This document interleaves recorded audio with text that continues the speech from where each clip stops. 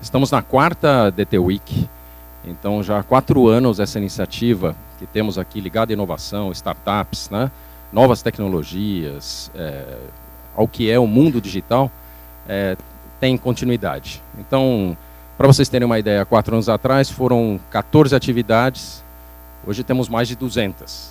Né?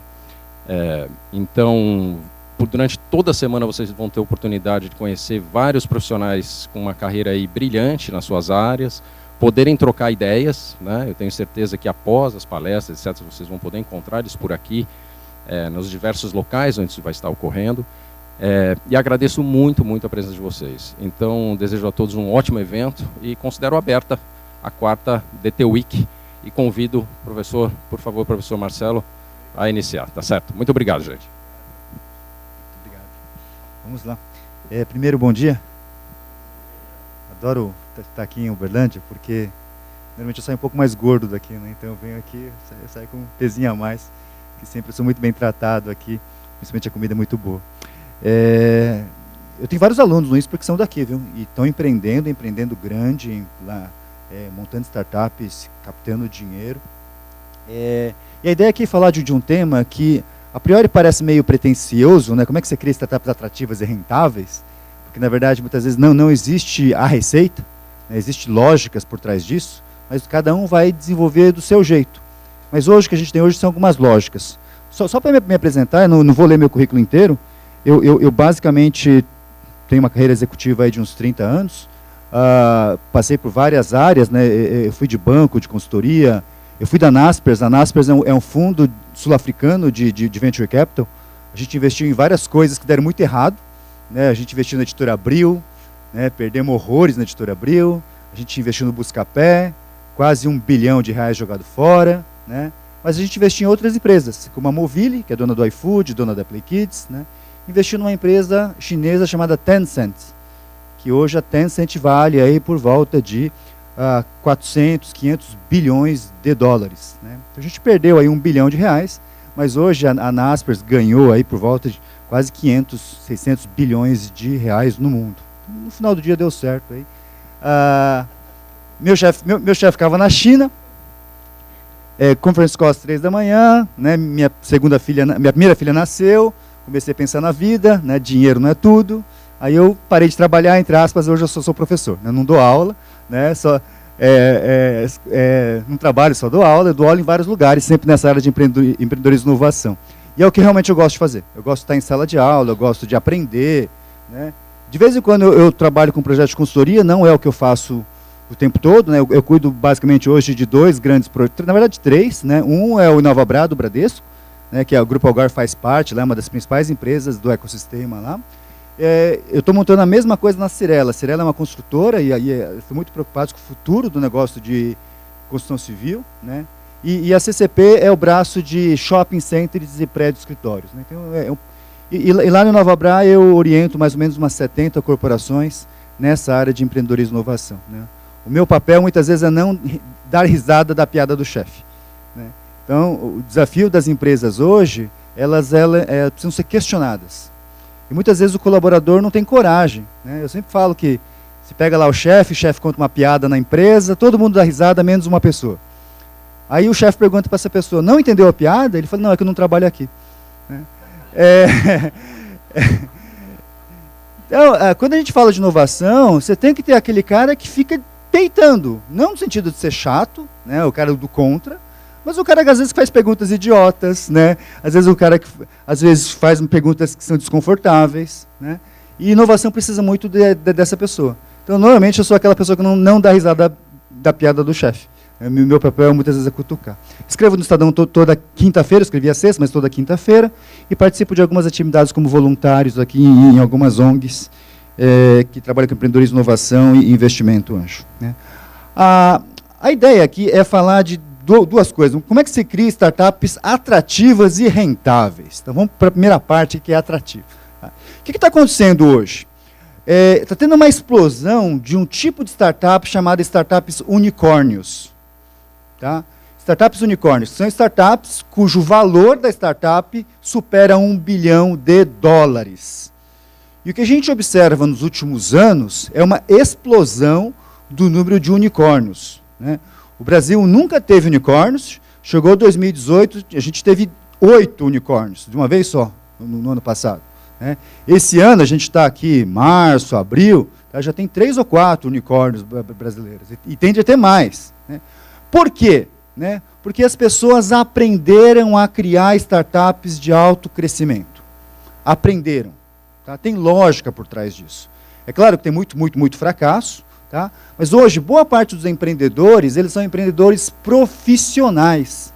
Eles estudam, eles têm boa formação, eles entendem do negócio. Aquele moleque que ficava numa garagem é do século XX, né? Aquele moleque, né, Steve Jobs, né, o Bill Gates, é século XX. Século XXI, o cara domina a inteligência artificial, domina a Big Data, domina o mercado, né, conhece o mercado, ele sabe o que ele está fazendo e ele usa técnicas para fazer isso. Então hoje, né, boa parte dessa explosão do número de unicórnios, a gente só olha os unicórnios. Junto com os unicórnios tem um monte de startups de 100 milhões, 200 milhões, 300 milhões, que são startups incríveis. É que elas não recebem tanta atenção, porque tem tanto unicórnio, aquelas startups que a gente chama de startups médias, que têm um potencial incrível também, têm surgido aos montes. Por quê? Porque o empreendedor hoje, cada vez mais, ele está se tornando um profissional, né? E o que acontece é que boa parte dessas técnicas também são utilizadas em grandes empresas. Então, o desafio hoje das grandes empresas, né, praticamente todas elas, é também ter um pouco dessa cultura da startup, mas muitas vezes é aquela cultura do empreendedor que sabe correr riscos, né? Sabe agir rápido, sabe mensurar risco, mas principalmente sabe prototipar ideias que muitas vezes são ideias malucas aí, né? O problema é rentável, tá? Boa parte das startups que são gigantescas, elas não são rentáveis. Então, quando você olha uma Amazon da vida, tá? Ela foi dar lucro lá no 11º, 12º ano. Né? Durante todos os primeiros 10 anos da Amazon, prejuízo. Era um prejuízo mais ou menos controlado, né? Mas era prejuízo. Então, normalmente, o que a gente, nas startups, a gente tem um negócio chamado de curva J, que é a startup ela queima muito caixa, tá? E chega uma hora, ou ela desanda, né? Ou ela começa a crescer e começa a evoluir. Então, boa parte daquelas startups que eu mostrei para vocês, elas são deficitárias. Elas perdem muito dinheiro. E aí entra, né, o investidor de capital de risco, de venture capital, que coloca dinheiro nesse tipo de negócio. Então, né, quem monta hoje startup já aprendeu a lidar com esse tipo de investidor. Conhece, né, sabe o que o investidor está buscando. Então, não é aquela pessoa que é leiga no assunto. É uma pessoa que se prepara para fazer aquilo e se prepara para correr o risco. Outra lógica também que é super importante, né, e bastante conhecida, mas pouco dominada, é a lógica de um negócio chamado Lean Startup. Tá? Que Lean Startup hoje, normalmente é comum, né? Como eu trabalho com empreendedorismo há quase 30 anos, né, normalmente as pessoas vêm para mim e falam, eu tive uma ideia de negócio, eu queria saber a sua opinião. Eu falo, eu não sei. Né? Se eu soubesse, eu estaria zilionário. Né? A ideia hoje não é a questão de ser uma boa ideia ou não. A lógica do Lean Startup é, você teve uma ideia, faz um protótipo, vai a campo, aprende, valida algumas hipóteses, melhora. Mas eu não quero contar a minha ideia. Né? Se a sua ideia é tão facilmente copiável assim, né? Então qualquer coisa que você segura, alguém vai copiar isso. Mas boa parte das ideias, tá, é você que domina aquilo lá, e você vai saber muito mais do que as outras pessoas que estão te copiando. Porque muitas vezes o problema que você resolve com a sua ideia não é o problema que normalmente as pessoas que estão do lado de fora veem. Então acontece muito das pessoas até te copiarem, mas elas não sabem exatamente qual é o problema que vocês estão resolvendo. Eu vou contar um exemplo, alguns exemplos de alguns alunos meus aqui. Tá? Então a lógica hoje, quando a gente fala de Lean Startup, é, você tem uma ideia, tá? Faça um protótipo. Tá?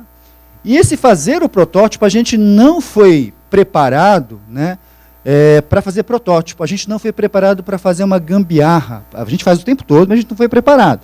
Né? A gente não foi preparado para ir a campo e validar. A gente foi preparado para acertar da primeira vez. errar é feio, né? Errar na prova é feio. Então a gente vem errando o tempo todo, desculpa, a gente vem tentando acertar o tempo todo, mas quando a gente vai falar de inovação, o errar, ele faz parte do processo. E o teu desafio é errar rápido e barato, né? Então você faz um protótipo, valida com o cliente, pega a opinião, né, faz um feedback, e muitas vezes você vai ficar um bom tempo nisso, tá? Um bom tempo só nessa parte do protótipo, validando, né? Em algum momento você encontra um jeito de ganhar dinheiro de uma forma escalável, que é o que seria o modelo de negócio, e a coisa ela começa a avançar um pouco aqui, um pouco mais, porque você começa a ter um negócio parecido com um negócio, tá? Talvez lá na frente você faça um plano de negócio, e aí você lança isso. Qualquer dúvida, levanta a mão, a gente vai conversando. Não segura até o final não, porque senão a gente esquece, né? Qualquer dúvida. Então hoje, né, quando a gente pensa em montar startup, esse processo que a gente chama de iteração, não é interação, é iteração. Eu tenho uma ideia, prototipo, aprendo, melhoro, volto, né, melhoro. É isso que vai fazer com que você comece a acertar de uma forma mais consistente. Não adianta você ficar 1 ano, 2 anos, pensando na ideia perfeita, que isso não vai acontecer. E se acontecer lá na frente, você já vai estar defasado. Então, essa lógica de Lean Startup, hoje, boa parte das grandes empresas também está implementando dentro das corporações. Não adianta pensar num produto, ficar 1 ano e meio pensando no produto, né, sei lá, ter 30 reuniões, 40 reuniões, né, quando, na verdade, você deveria pensar num protótipo, ir a campo, validar e aprender com isso, né. Você, no final, ou descobre rapidamente que esse negócio, de fato, é uma porcaria, não vai dar certo, ou que esse negócio você consegue resolver um outro problema que o teu concorrente não está vendo, né.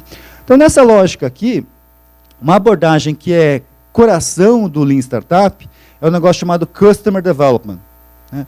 Customer Development, ele foi criado por um professor chamado Steve Blank, né, mas tem um outro livro aqui, né, que fala muito melhor dessa lógica, porque dá tem uma didática um pouco melhor. No Customer Development, você parte do pressuposto que você vai tentar descobrir quem que é seu cliente. Essa é uma outra coisa maluca em startup, que você monta algo e você não tem certeza de fato quem que é o seu cliente. E, principalmente, qual é o problema que você está resolvendo desse cliente, né? Você tem uma hipótese, você acha que você resolve um problema, mas você já parte do pressuposto que você precisa validar isso.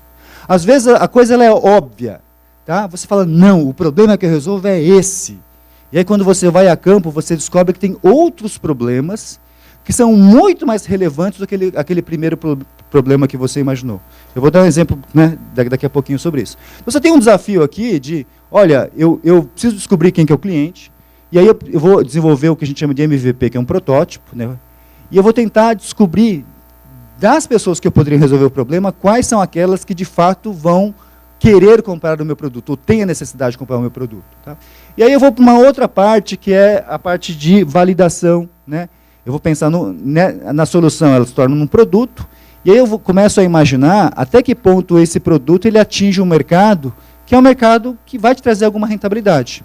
Muitas vezes você começa com um produto que você acha que vai ser um grande mercado, mas a dor que você resolve às vezes é pequena, né?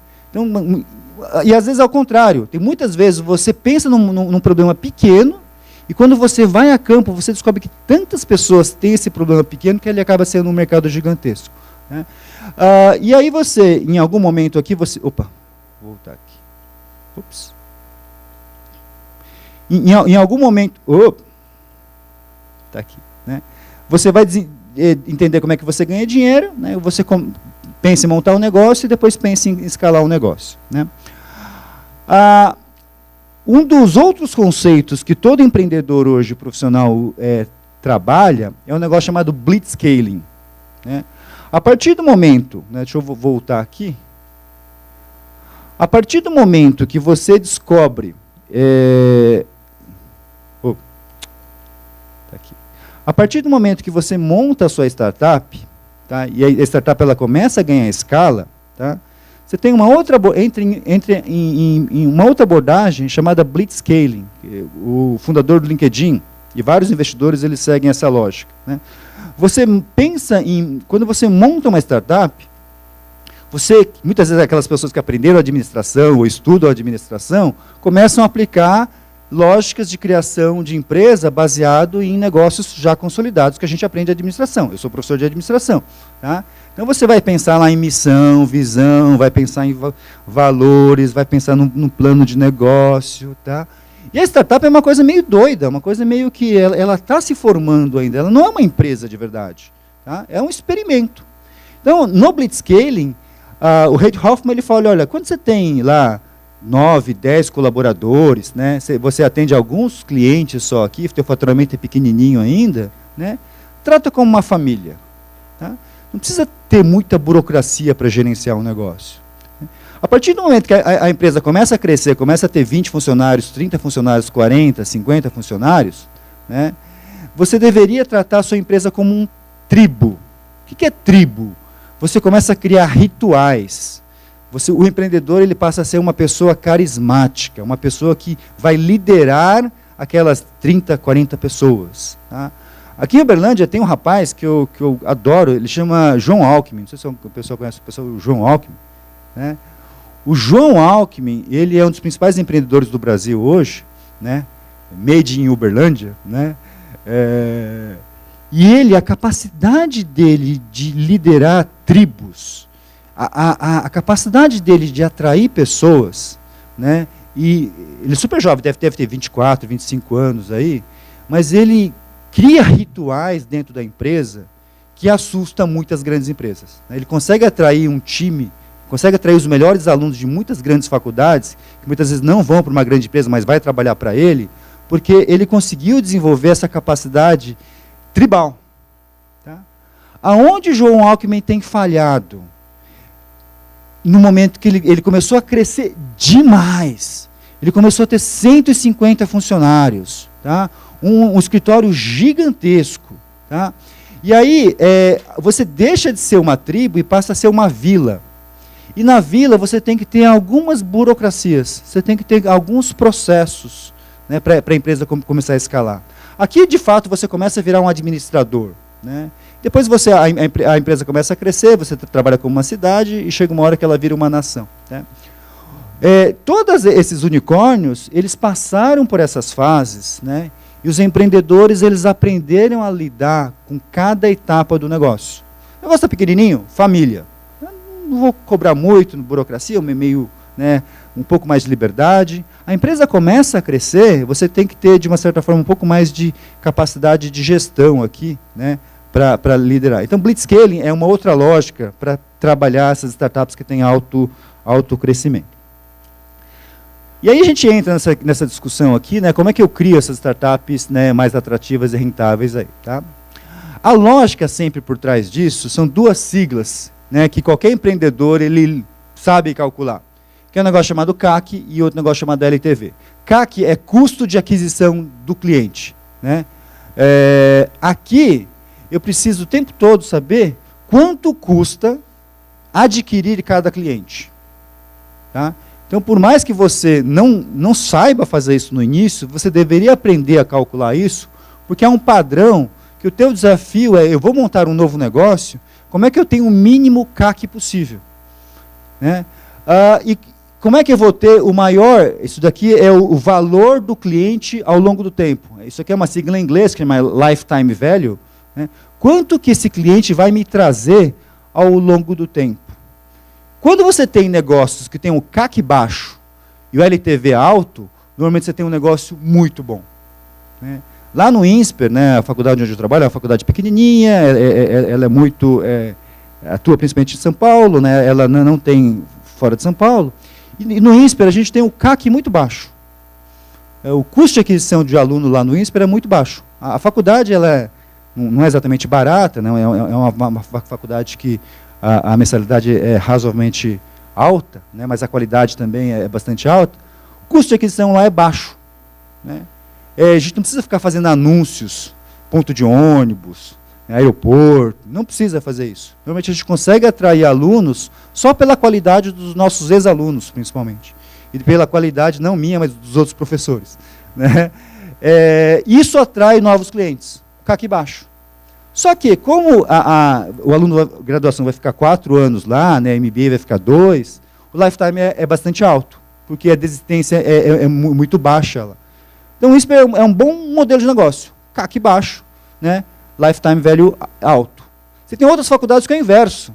Ele tem que gastar um dinheirão para enfiar gente dentro da faculdade, né? De cada 100 que entra, 30 desiste no primeiro ano, né? Mais 20 desiste no segundo ano. Então, de cada 100, talvez 10 ou 12 vão terminar o ano. O custo de aquisição de cliente é alto, mas o lifetime é baixo, né? Então, a startup o tempo todo fica olhando isso. Como é que eu diminuo o CAC, né? E como é que eu aumento lifetime value, né? E aí entra eu sempre dou um exemplo de um aluno meu, Eduardo Chimis Gouveia. Ele montou um negócio chamado Coroa para Velórios, né? Ele vende coroas online. Está milionário. Milionário. Tá? E aí, quando eu volto aqui, deixa eu ver se eu consigo voltar aqui. Aqui, tá? Qual é o problema que ele resolve? Qual é o problema que ele resolve? Não dá tempo. O que mais? Oi? Empresa. Tá? Principalmente empresa. Boa parte dos concorrentes que a Coroa para Velórios tem, tá? Eles acham, né, que a Coroa para Velórios resolve o problema de tempo, tá? A conveniência de você não conseguir chegar a tempo, a conveniência de você mandar para uma região que você não vai estar presente, né? A homenagem. É claro que ele resolve todos esses problemas. Mas o que ele descobriu depois foi que um dos principais clientes que compra a Coroa para Velórios são empresas. Empresas que têm milhares de funcionários. Tá? E empresas que têm milhares de funcionários, estatisticamente, morre muita gente. Basicamente por estatística. Tá? Porque às vezes não é o funcionário, às vezes é a mãe do funcionário, o pai do funcionário, algum parente, algum cliente, né? Então, normalmente, a empresa precisa comprar coroas para enviar, né, para essas pessoas. Então, quando você olha de fora, você não sabe que o principal problema que ele resolve não é conveniência, tempo, homenagem. É o fato da empresa conseguir faturar 30, 60, 90 dias. Né? É o fato de ter o centro de custo. A pessoa vai comprar essa coroa, vai para qual centro de custo? Né? É o fato de você ter alçadas. Quem na empresa pode comprar isso? Tá?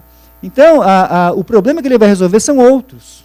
Então, com essa lógica aqui, ele conseguiu reduzir o CAC, que ele não precisa ficar comprando palavra-chave no Google, tá o tempo todo nas redes sociais, tentando entender quem morreu e quem não morreu.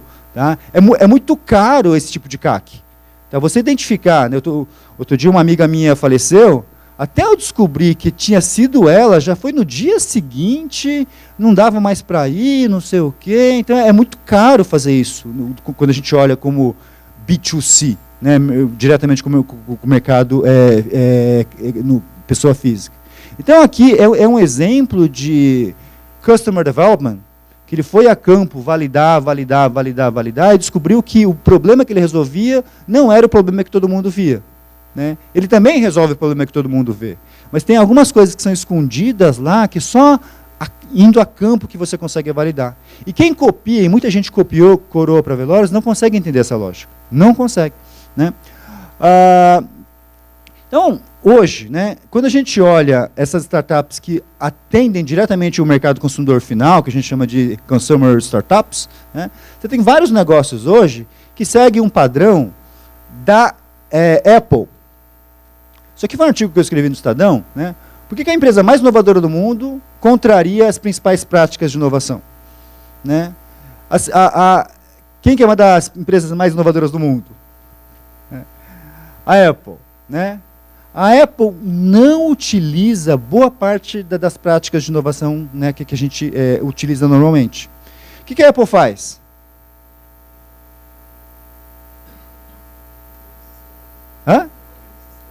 Ela copia. Isso daqui são palavras, né, do atual presidente, né, da Apple. Ele falou, você pode escolher qualquer um dos nossos produtos. iPod, iPhone, iPad, Apple Watch.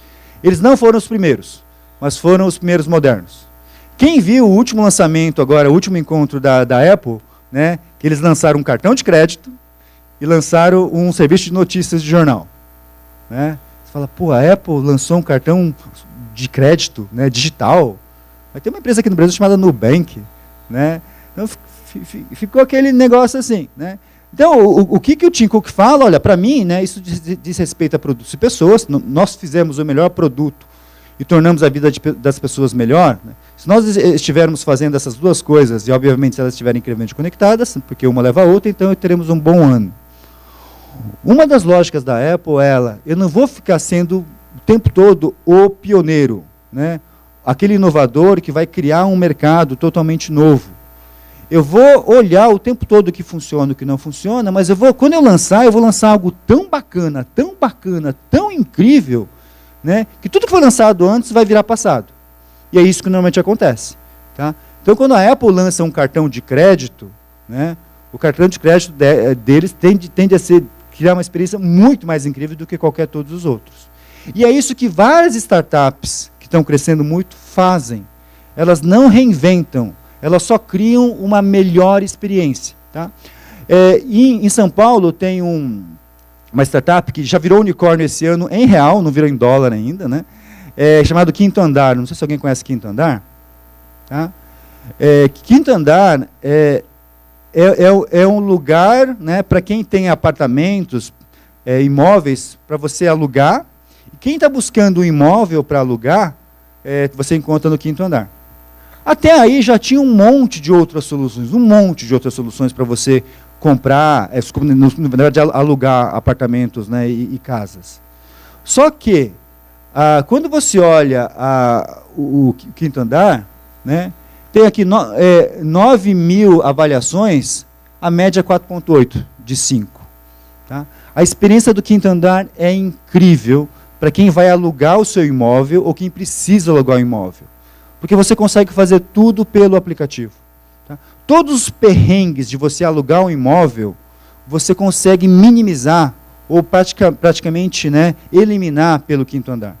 Tá? Então, quem usa Quinto Andar, parece que você ir na imobiliária, fazer todo aquele processo, parece uma coisa tão grotesca quando você usa Quinto Andar. Tá? Então, de uma certa forma, Quinto Andar não reinventou o mercado de aluguel de imóveis. Já existia há bastante tempo. O que eles criaram? Eles criaram uma experiência incrível. Né? Você pega um outro caso, isso aqui é de um aluno meu. Aqui em Uberlândia deve ter clínica. Tem doutor consulta aqui ou não? Não? Tem clínica popular aqui ou não? É por causa do doutor consulta. Tá? Doutor consulta foi o primeiro caso de clínica popular, né, no estilo McDonald's no Brasil. Já tinha várias outras clínicas populares, tá? Já tinha, mas o que o Tomás Sorodi desenvolveu foi uma experiência tão óbvia de você ter uma consulta, tá? Que de uma certa forma isso já existia em outros mercados, em fast food, coisas assim. Né? Mas ele basicamente criou um processo para a pessoa que precisa ter médico ser atendido rapidamente, por um preço em conta, e principalmente por um preço previsível. Né? Então, o Doutor Consulta captou mais de 300 milhões de reais, né, e tende a abrir quase 300 e poucas clínicas no Brasil inteiro, só seguindo uma lógica que eu vou criar a melhor experiência em quem precisa abrir, né, quem precisa ter uma consulta. Né. Isso aqui é um outro caso incrível de startup, tá, em que você compra e vende imóvel. Tá. Então, é uma startup para comprar e vender imóvel. Então, o que eles fazem? Eles compram o seu imóvel, compram o seu apartamento, principalmente, reformam e vendem. Simples assim. Tá? Só que o que eles fizeram? Eles desenvolveram um processo, tá? De novo, bem McDonald's, bem assim, de comprar, de reformar. Então, eles têm um exército lá que entra dentro do apartamento, faz aquelas reformas, aquelas de reality show, né? Entra, sei lá, 20 pessoas, 30 pessoas dentro do apartamento, né? Dali uma semana o negócio está incrivelmente lindo, tá? E eles vendem. Então, a média entre comprar e vender é 3 meses. Tá? A startup tem por volta de 9 meses, já vale 1,5 bilhão de reais, tá? Só melhorando a experiência de quem precisa vender um apartamento e quem precisa comprar um apartamento. Tá? De novo, né? Nesse caso, especificamente, ele só melhorou a experiência do cliente. Não teve nenhuma grande, mega inovação. Tá? Isso aqui é o caso do Nubank, todo mundo conhece o Nubank. E o Nubank hoje é o cartão de crédito mais admirado, mais querido do Brasil. Por quê? Porque a experiência com o Nubank é sempre incrível comparado com os outros cartões de crédito. Né? Então, quando você olha lá os bancos tradicionais, eles ficam o tempo todo, poxa vida, né? O que eles fazem que eu não faço? Né? E aí está é o olhar do cliente. Né? Se esse cliente tivesse que ter a melhor experiência em cartão de crédito, como que seria essa melhor experiência? Não é a experiência da empresa. Como é que eu vou otimizar? Né? Como é que eu vou reduzir os custos aqui? Né? Não, olhando sempre do cliente. Como é que eu vou criar a melhor experiência do cliente? Né? Então, quando a gente olha essas empresas, essas startups chamam consumer startups, né? A gente tem vários casos de sucesso que o empreendedor ele só melhorou, né? Conseguiu criar a melhor experiência naquele tipo de produto ou naquele serviço, né? Não digo no mundo, mas principalmente no mercado em que eles atuam. Né? Então, mas qual é o problema desse tipo de startup?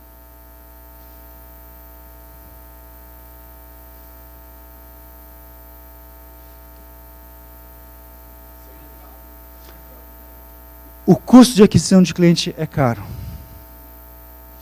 Ainda o custo de aquisição de cliente é caro. Né? Você pega um Uber da vida, né, um 99, que melhorou a experiência de táxi que a gente tinha anteriormente, você aperta o botão, aparece um carro na tua frente, tá? Tem caído um pouquinho a qualidade, mas comparado com os táxis, né, o custo de aquisição de cliente do Uber é caríssimo. Então, esse tipo de startup aqui, tá, você até pode ter muito sucesso, ser muito atrativo. Só que ele tem uma curva J gigantesca, pesada. Tá? Então, o Nubank está queimando caixa, queimando muito dinheiro para conseguir se expandir, ter um monte de gente usando o Nubank com a melhor experiência possível. Isso custa muito caro, tá? Porque em algum momento eles acham que eles vão conseguir oferecer outros serviços e a empresa vai começar a gerar fluxo de caixa positivo. Então, esse tipo de startup aqui é um tipo de startup que você tem que ter investidores pesadíssimos por trás de vocês, né? Para conseguir aguentar isso. Né? E aí tem uma outra lógica que cada vez mais os empreendedores têm apostado, que são as startups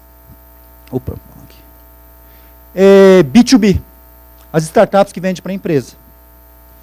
E essas startups, elas são mais fáceis, entre aspas, de serem montadas. Tá? O custo de aquisição de cliente, ele demora, mas ele é um pouco menor, mas quando você consegue um cliente corporativo, você já tem uma folga. Né?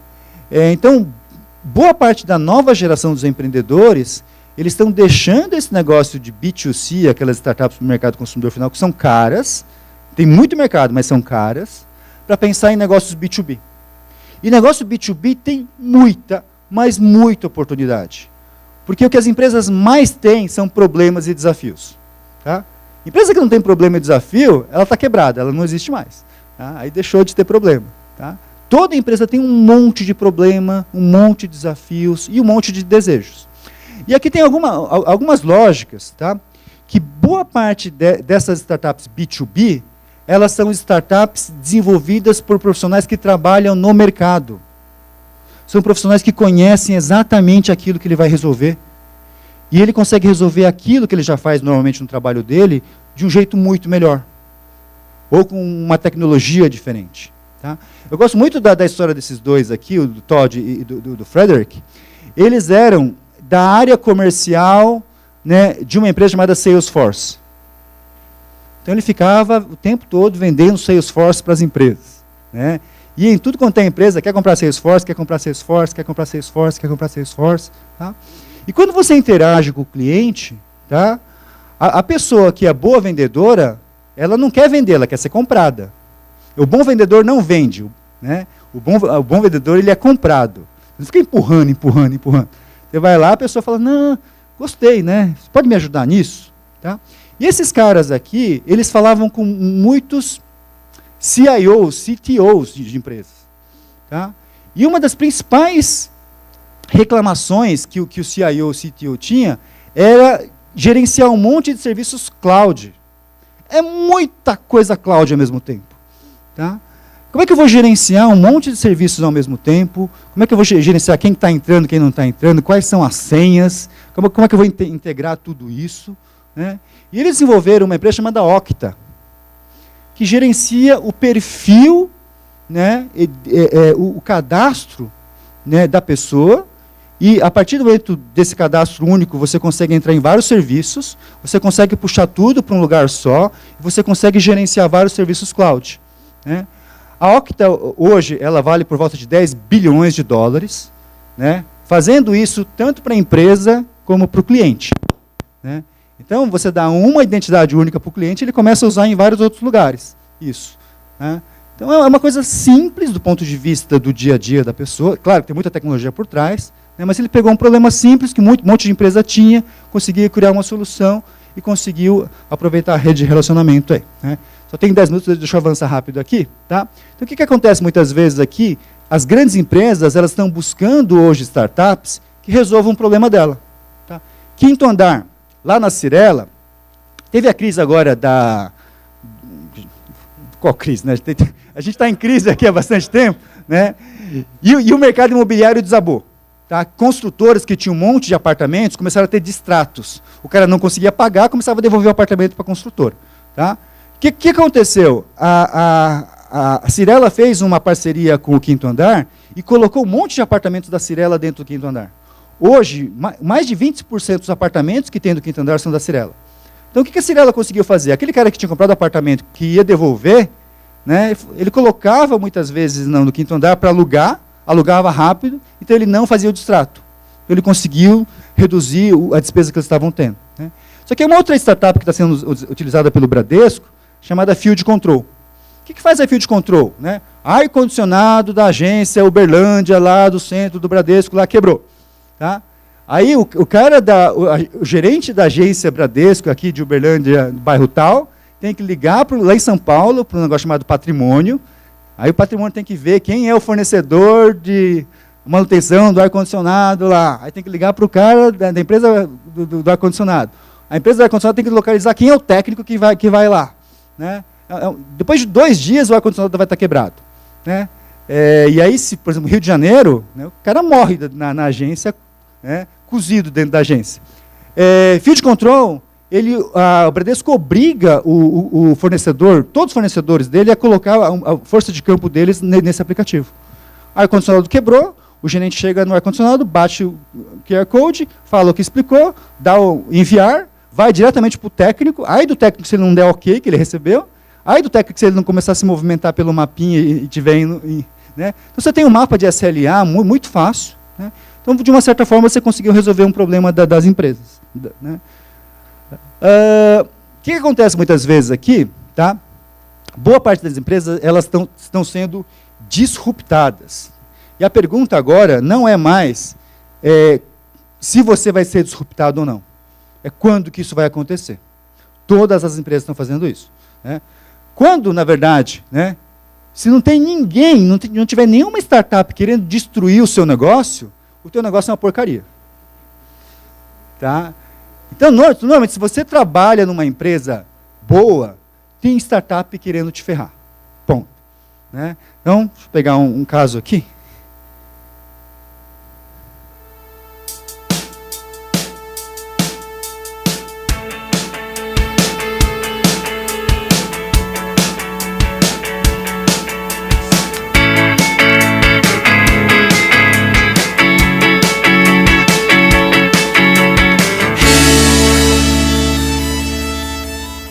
Olá, o meu nome é Cristina Fonseca, tenho 25 anos e a grande ideia do Talkdesk é tornar os call centers acessíveis a qualquer empresa. Os call centers tipicamente estão associados a eu ter que contratar um operador de telecomunicações para montar um espaço físico com um número fixo de posições. Vamos imaginar 30 postos de trabalho. E pronto, e depois eu tenho 30 telefones, tenho 30 pessoas naqueles postos de trabalho a atender chamadas. O Talkdesk elimina a necessidade de eu ter essa infraestrutura, porque funciona tudo na cloud, ou seja, eu apenas com o meu computador consigo ter um call center, o que significa que as pessoas podem estar no mesmo espaço físico ou podem estar em casa a trabalhar. Criar um call center com o Talkdesk é super simples. Nós costumamos dizer que qualquer empresa pode ter o seu call center em menos de 5 minutos. Na verdade é um bocadinho menos. Basta ir ao nosso site, registar-se. Nós providenciamos números de telefone às empresas. Os números de telefone podem ser de vários países. Portanto, neste caso eu vou comprar o número português. Tenho o número, a partir daqui posso personalizar as mensagens, posso configurar IVRs, todas essas coisas. Vou fazer ainda um passo adicional, que é convidar um agente e, portanto, vamos passar a ter um call center com 2 pessoas. Boa tarde, falou com o Talkdesk, como pode ser útil? O que nós fazemos é damos às empresas a possibilidade de colocar a informação das suas bases de dados, dos seus sistemas internos, também no Talkdesk, para que o agente que está a atender a chamada não tenha que estar ao telefone e ter 3 ou 4 sistemas abertos, muitas vezes está à procura de informação, portanto nós recolhemos essa informação e estrategicamente pomos-la à frente de quem está a atender a chamada para que essa pessoa possa prestar um melhor atendimento. Satisfaz plenamente as nossas necessidades e traduz-se num sistema simples, que é isso que ao fim e ao cabo o operador necessita. E em termos de ir ao encontro da necessidade da gestão de um call center, digamos que é a solução ideal, na minha opinião. A Talkdesk nasceu um bocadinho por brincadeira, portanto, eu e o Tiago Paiva, que é o outro fundador, nós participámos num concurso, cujo objetivo era apenas e só ganhar um computador, mas estávamos tão empenhados em ganhar o prémio do concurso que fizemos o primeiro protótipo do Talkdesk em 10 dias e depois saímos vencedores desse concurso. Passado, sei lá, 2 ou 3 semanas fomos convidados para apresentar a ideia em São Francisco, numa competição de startups. Acabámos por ganhar a competição, ainda que fôssemos os únicos que não éramos americanos. E daí a sermos convidados para integrar um dos programas de aceleração mais conhecidos dos Estados Unidos, foi um passo. Isso aqui é a Talkdesk, tá? É uma empresa aí que atende IBM, atende algumas grandes startups como Dropbox, Square. Tá? É uma startup que vale $1 bilhão hoje, né? E é uma das principais referências aí desse mercado, né? Então, muitas empresas têm olhado isso, tá? Já que tem um monte de startup que muitas vezes quer me destruir, tá? Eu vou começar a olhar a startup, que às vezes pode ser um mercado que eu possa trabalhar com essa startup. Isso aqui é o caso da Tigre, tá? Tubos e conexões. Esse mercado aqui é um mercado muito difícil, cada vez mais difícil, principalmente com os competidores chineses. Tá? Porque esse negócio vai no meio da parede, se der, aí o fabricante reza para não dar problema em 5 anos, depois de 5 anos que ele tem que a garantia, aí já não é mais problema dele. Tá? E às vezes o negócio está lá, demora 2 ou 3 anos para você perceber que tem algum... Né? Então, muitas vezes, essa questão do preço é bastante sensível, esse mercado. Então, o mercado de tubos e conexões está cada vez mais difícil você atuar. O que a Tigre fez? Ela comprou uma startup que faz água de reuso. Ela desenvolveu uma nova tecnologia de fazer água de reuso. Então, qual é o grande mercado hoje que a Tigre está entrando? Água de reuso. Né? Então, ela chega na empresa e fala, olha, né, eu consigo que você economize 30% de água, porque aquela água cinza que eu consigo tratar e devolver para o sistema, né? Você tem aqui, você faz um contrato comigo de 10 anos, pagando 30% a menos, né? E eu, né, uso aí meus tubos, coloco lá dentro, e você me paga por mês o serviço. Então, Tigre tem mudado o modelo de negócio, né, de sair vendendo tubos e conexões para vender serviços de água. Né? Deixa eu correr aqui em função do tempo. O que está acontecendo hoje? Né?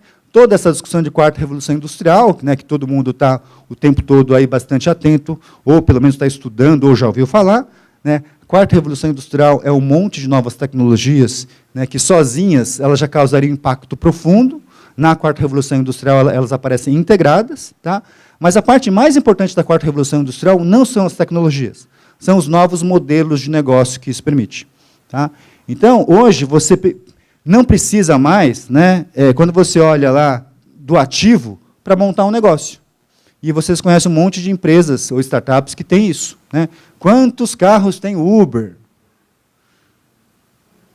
Deve ter 4 ou 5 que é o teste do carro lá, de piloto automático lá, mas o Uber não tem nenhum carro. Né? Quantos carros tem o Airbnb? Quantos quartos tem o Airbnb?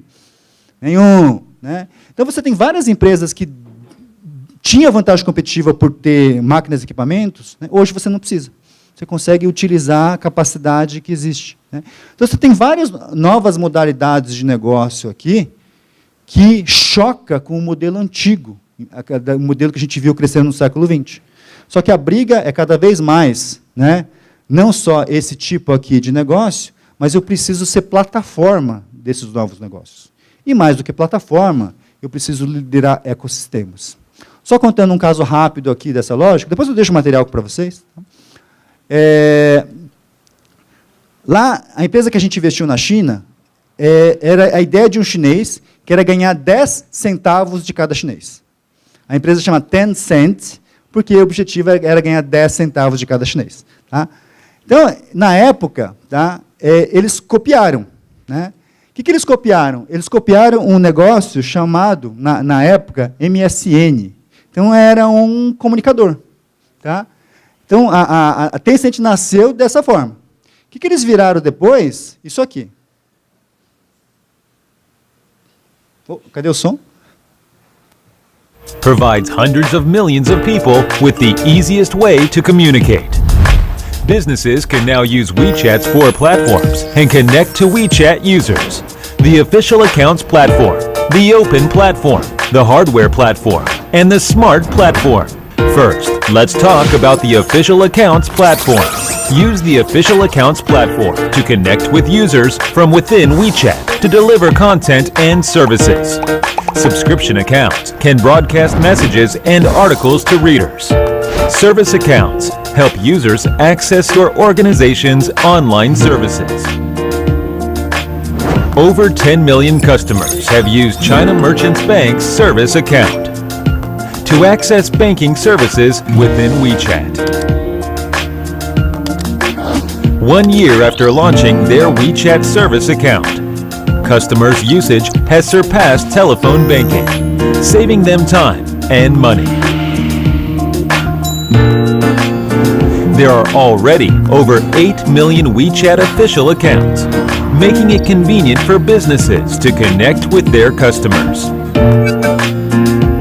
Next, let's look at the WeChat Open Platform. The Open Platform provides a way for apps and websites to connect with. Vou cortar aqui em função do tempo. Só uma explicação rápida do WeChat. O WeChat é o que é o WhatsApp aqui no Ocidente. Tá? Então, o WeChat é igualzinho o WhatsApp.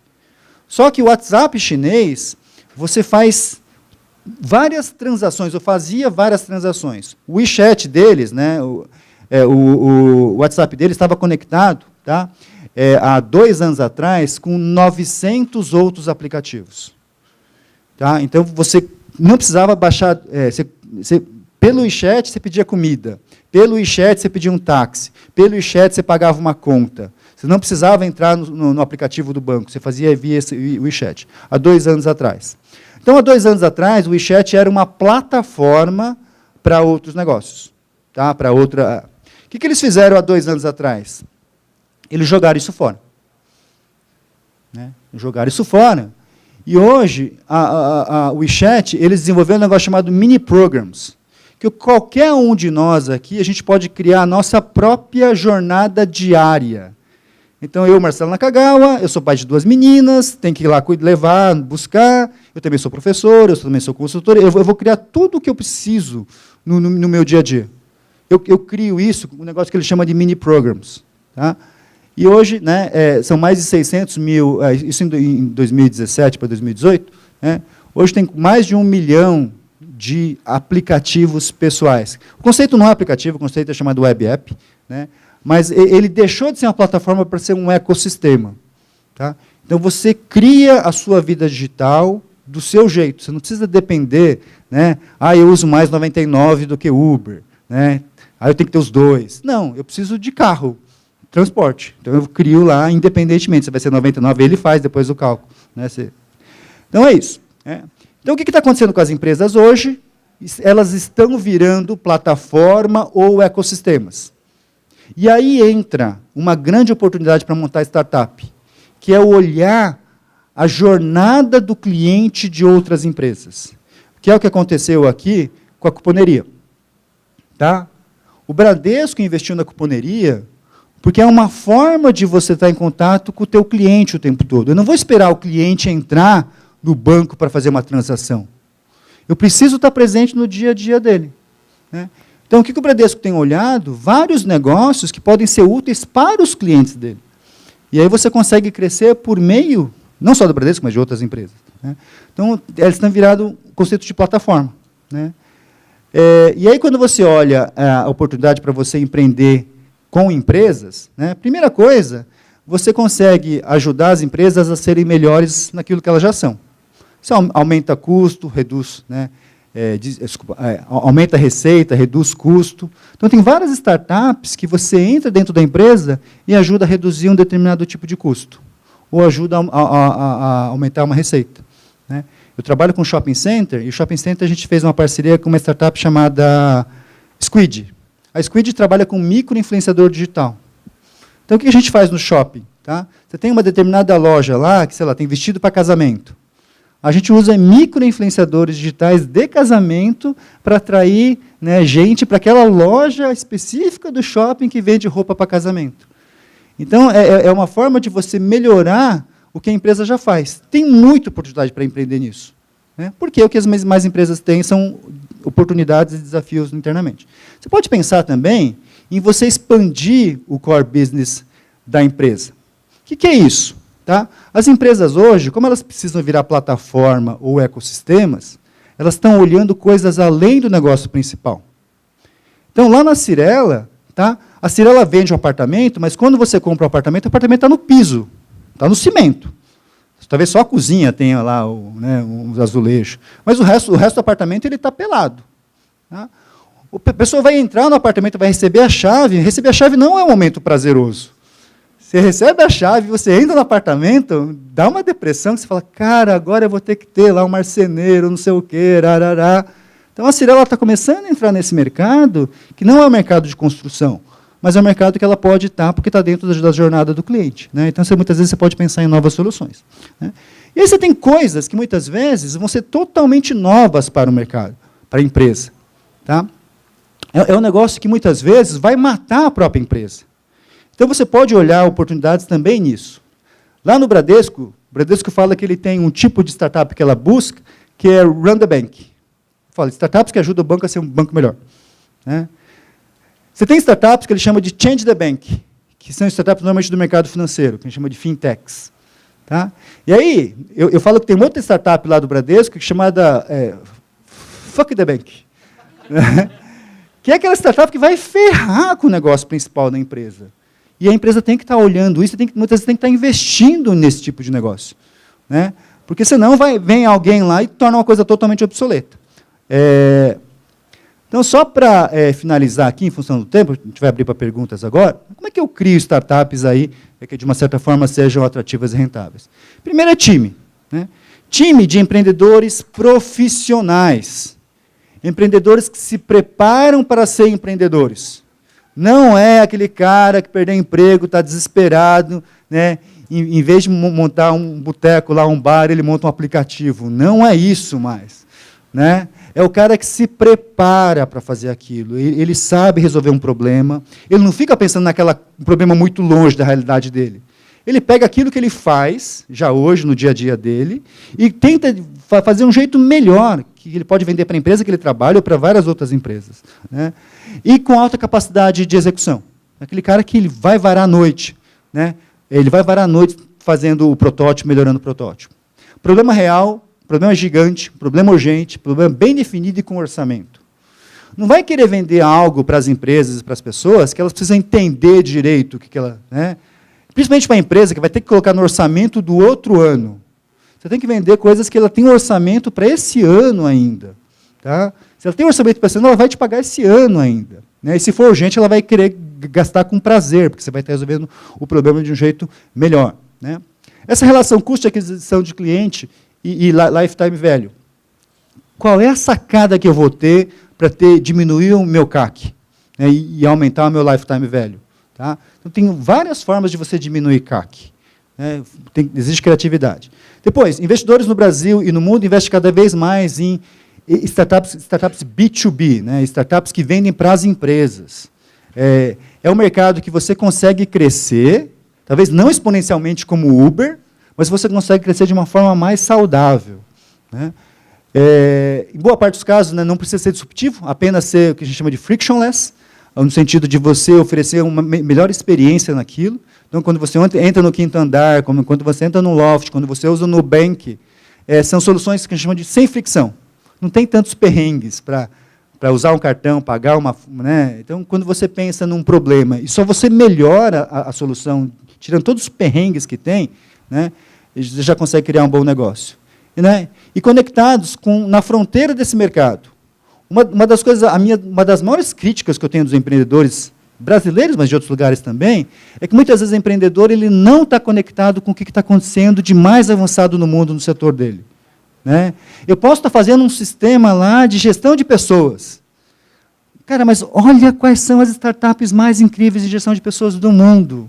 Não fica olhando lá na sua cidade, né? Não só no Brasil. Quais são as startups que estão captando um caminhão de dinheiro em gestão de pessoas? Né? Isso você consegue rapidamente. Né? Você tem alguns sites, né, como TechCrunch, você tem um que chama Crunchbase, que ele monitora startups que estão recebendo aporte de capital. O Google tem um negócio chamado Google Alertas. Tá? O Google Alertas, você coloca lá as palavras-chave, e toda vez que essa palavra-chave aparece, né, então, se você vai desenvolver uma startup em gestão de pessoas, né, coloca algumas palavras-chave em inglês associadas à gestão de pessoas, né, e normalmente eu coloco startup e coloco million, para ver aquelas notícias que estão recebendo milhões de aporte. Toda vez que aparece uma notícia dessa, né, você consegue receber na sua caixa de e-mail. Né. Tentar entender quais são as principais soluções do mercado, quem são os principais investidores, e muitas vezes acompanhar esses investidores. Tá? Acompanha pelo LinkedIn, acompanha pelo Twitter. O que esse cara que investe normalmente disso ele está falando, né? O que ele está olhando. E, é claro, né, essa parte de tecnologia que é muito importante. E aí, no final do dia, né, hoje, boa parte desses novos empreendedores, eles sabem ser atrativos. Né? Não exatamente rentáveis, porque muitas vezes a startup ela vai demorar para ser rentável. Mas ela consegue criar um negócio que vai chamar a atenção, porque o negócio ele cria uma experiência do cliente que é incrível. Né? O grande trunfo, na minha opinião, das startups é que elas criam melhores experiências para o cliente. Né?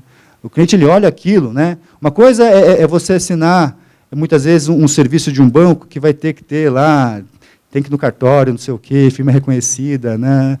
Outra coisa não é você fazer tudo digital. Quando você usa uma solução inteligente, você fala, cara, por que eu fazia isso daquele jeito? Né? Então, quando você cria uma experiência que o cliente fala, por que eu fazia isso daquele jeito, normalmente você está no caminho certo.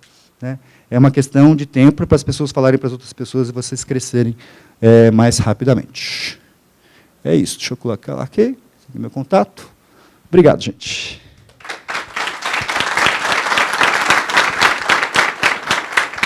Som. Que aula, hein? Eu descobri o segredo do Insper. Vocês descobriram por que o CAC do Insper é baixo? Porque o Nakagawa vem, faz a palestra e a gente fica com vontade de estudar lá. Cara, que aula. Obrigado. Muito bacana. Obrigado. Parabéns. Muito obrigado por nos inspirar. Obrigado. Acho que muita gente que está aqui vai sair daqui de uma forma diferente, como entrou. E por função do tempo, pessoal, a gente vai abrir para 2 perguntas. Então, quem quer ser o primeiro? Vamos lá? Tem alguma pergunta? Ninguém? Então, vamos lá. Eu quero fazer uma pergunta, né?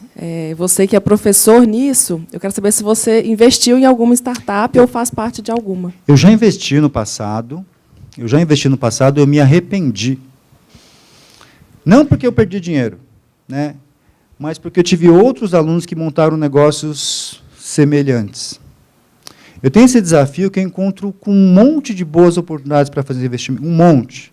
Tá? O Quinto Andar, né, o Gabriel Braga, eu fui um dos primeiros mentores dele. Né? O fundador do Autoconsulta, Tomás Frutti, foi meu aluno. Né? Então, vira e mexe, eu trombo com um monte de gente. Eu sou da FAPESP, a FAPESP a gente dá dinheiro para um monte de coisas legais. O meu problema como investidor, e eu não posso, eu me sinto mal orientando um outro aluno que está empreendendo naquela área que vai competir com o negócio que eu investi. Não no sentido de perder dinheiro com o que eu investi, mas que eu vou estar o tempo todo não sendo eu, ou muitas vezes talvez não falando aquilo que eu deveria falar, porque tem algo dentro. Exatamente. É horrível isso, né, porque eu consigo investir, não tem tanto dinheiro, mas eu conseguiria fazer investimento anjo. Né, eu tenho esse problema da imparcialidade. Assim, eu fico pensando o tempo todo, o que eu quero da vida. Eu já fui investidor, né? Eu sou feliz hoje como docente, como professor, como pesquisador. Tem um amigo meu que ele fala, nessa vida, né, ou você é ginecologista ou você é tarado. Né? Não dá para ser as duas coisas ao mesmo tempo. Né? Eu sou ginecologista, né? Então eu estudo startup, vou lá, tecnologia. Tá? Não dá para fazer as duas coisas ao mesmo tempo, porque não dá certo no final das contas. Você vira notícia depois. Sensacional. Mais alguma pergunta? Eu vejo muitos empreendedores indo para fora do Brasil, questão de conhecimento. A Gympass, por exemplo, é uma startup de academia que a sede dela está em Nova York. Por que você acha que acontece essa onda, esse fenômeno? O que falta no Brasil para segurar esse conhecimento aqui?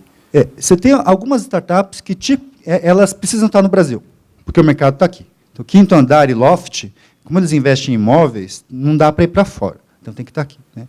Startups que são de tecnologia e você conseguiria vender essa solução em qualquer lugar do mundo, tá? Normalmente eu recomendo que você vá para fora. Leve a sede para fora, pode manter o desenvolvimento no Brasil. Muitas startups internacionais fazem isso. Eles mantêm o desenvolvimento na Estônia, mantêm na Ucrânia, sabe? Mantêm na França. Mas eles vão para lugares em que o acesso a investidores e o acesso ao que está acontecendo de mais avançado do mundo é mais fácil. Né? Então, por exemplo, estar no Vale do Silício é uma vantagem. Eu mostrei a Talkdesk aqui, que é uma empresa portuguesa de contact center. Eles nasceram em Lisboa, mas a sede hoje está em São Francisco. Dificilmente eles conseguiriam ter virado um unicórnio em São Francisco. Desculpa, em Portugal. Então, assim, hoje, né, infelizmente, né, a gente está muito longe, principalmente o que a gente chama de ecossistema de investimento, está muito longe do que acontece muitas vezes em São Francisco, no Vale do Silício. Né?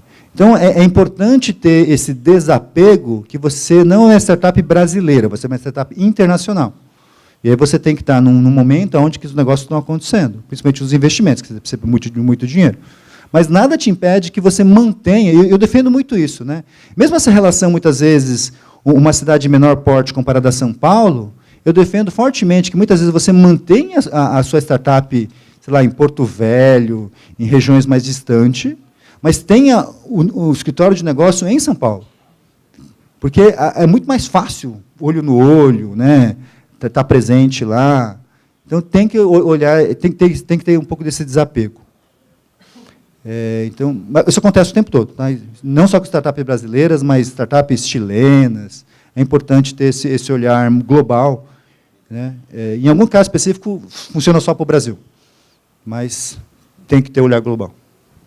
Sensacional. Mais uma vez, gostaria de agradecer Obrigado. Muito, Naka, por acreditar nesse... Eu já estou chamando ele de Naka, já. Pode chamar. Intimidade eu sou o tenso, né? Mais uma vez, obrigado por acreditar nesse projeto que a gente está fazendo com tanto carinho. E agora a gente vai ficar com a próxima palestra do Ricardo Murer. Mas antes disso, eu gostaria de bater palmas mais uma vez. Obrigado.